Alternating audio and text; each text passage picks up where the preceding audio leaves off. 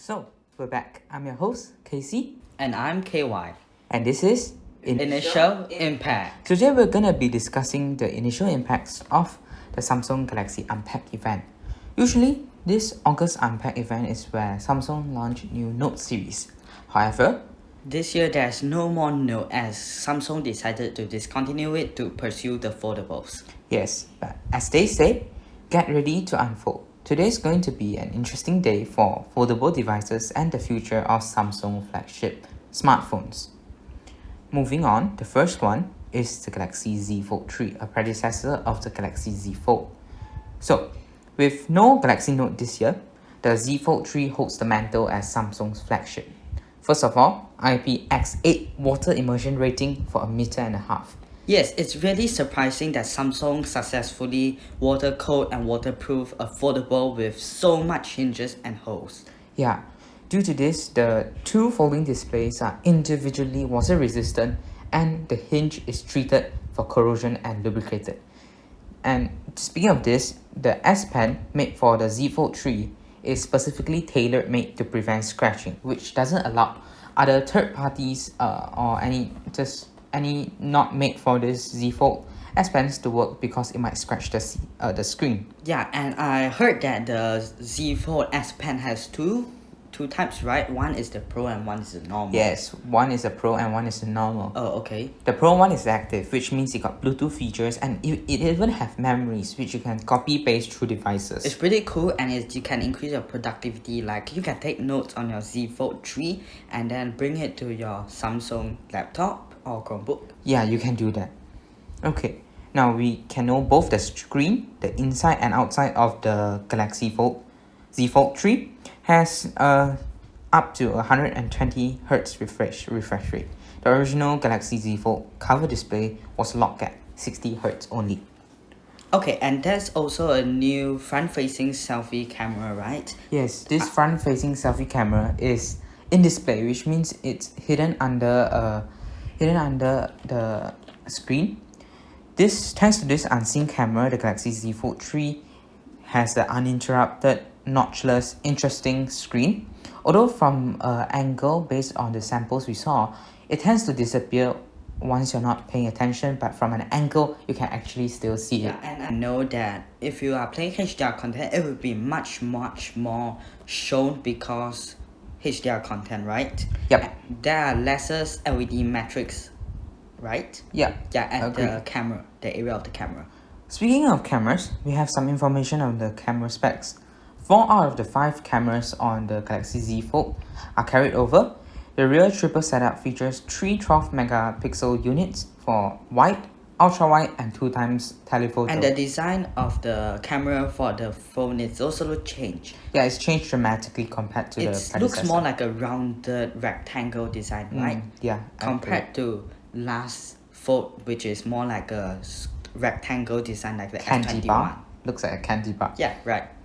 The cover display uses a 10 megapixel unit inside the punch hole display that we mentioned earlier. It's in display cameras. Although from numerous different tech reviewers, we can see that the cameras on this hidden display is a bit lousy, as I said. Yeah, it's a problem for most smartphone users because you want to capture selfies and But it's on this device, it won't be a very huge matter because you can actually just flip it and use the front facing. yeah, but so when sometimes people are like video conferencing, Yeah, you know, indeed, and that's a big issue because no one is going to use the back camera when you're video conferencing. Indeed. That's all for the Samsung Galaxy Z Fold. Moving on to the Z Flip 3, the flippy one, like looks like a folding phone or fold. The Samsung Galaxy Z Flip 3 is more focused on style and standing out. It comes in 7 pastel colors with a dual tone finish. It looks kind of like a Pixel device, if you ask me. Like the bigger Z Fold 3, the Galaxy Flip 3 is water resistant and protected by Gorilla Glass Victus and Armor Aluminium on the outside. Similar with the Galaxy Z Fold, there is the IPX. Okay, compared to the Galaxy Z Flip, the Z Fold has something much better, which is, of course, as I said before, the S Pen, the Galaxy Z Flip. We're not sure if it supports S Pen just yet, but based on the It does support the S Pen, but I don't think it can take advantage of the better features that Yes. the newest one have. we're not sure, and we have to double confirm this. Maybe you guys can follow us, our podcast, so we can give you an update on all of these tech specs. Next, moving on, there's this the flippy screen, the small screen on the Galaxy Z Flip. You can see it's an 1.1 inch AMOLED cover display, and it's a bit pointless but in the last generation. But this new generation can be used for Google Maps, Samsung Pay, look at notification, and serve as a viewfinder for taking selfie with the main camera. Yes, that originally is just 1.1 inch and it is updated to a much bigger one already. Speaking of larger display, we have a new addition to the Samsung Galaxy Watch lineup, which is Yes. the Samsung Galaxy Watch 4. The Samsung Galaxy Watch 4 is a big deal in wearable technology because after years of going after Samsung's own Tizen platform on smartwatch, Samsung is finally biting the bullet and collaborating with Google on its operating system. Google is introducing Wear OS 3 together with this new Samsung Galaxy Yeah, Watch and 4. it also improved the Android smartwatch experience because it can integrate it better and you have Yes, faster indeed. performance. Instead of course. just Samsung phones, it integrates well with everything. Yes, so you can have, let's say, a Huawei phone. I'm not sure Huawei still have those Google services. Might need to check on that later. You can use like a Pixel phone with Yes, a... indeed. You can use a Pixel phone with any of these right now. Yes, okay. So instead of splitting both of these smartwatches into the Watch Active series and the Galaxy Watch Normal series, now it's just a default Galaxy Watch 4. Although Yes. there's two variants, which is the Galaxy Watch 4 Classic and the Galaxy Watch 4 itself, like vanilla version. Okay. The Watch 4 is best thought of as the successor for the Watch Active 2, while the Galaxy Watch 4 Classic, with its chunkier design and rotating bezel, looks like a follow-up to last year's Watch 3. Yeah, and it also features a much powerful chip called the Exynos Y920. Indeed. Okay, now we can see the biggest difference between these two wearables are that the Watch 4 Classic has a physical rotating bezel, which we all like, instead of the touch-sensitive bezel on the Watch 4 Vanilla.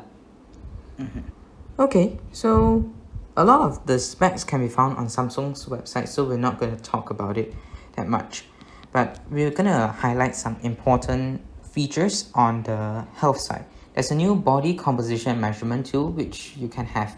Place 2 fingers on the watch right button, then it can give you a bunch of metrics like your skeletal muscle mass, body fat percentage, and metabolic rate to poke around with. It actually seems to be a more fitness-oriented watch now. Yes, and there's also sleep tracking, which is of course good. Much need because most people actually find these type of health smartwatches with this sleep tracking feature, and it will be a deal breaker in that if it doesn't feature it. Yeah, it will be a major deal breaker.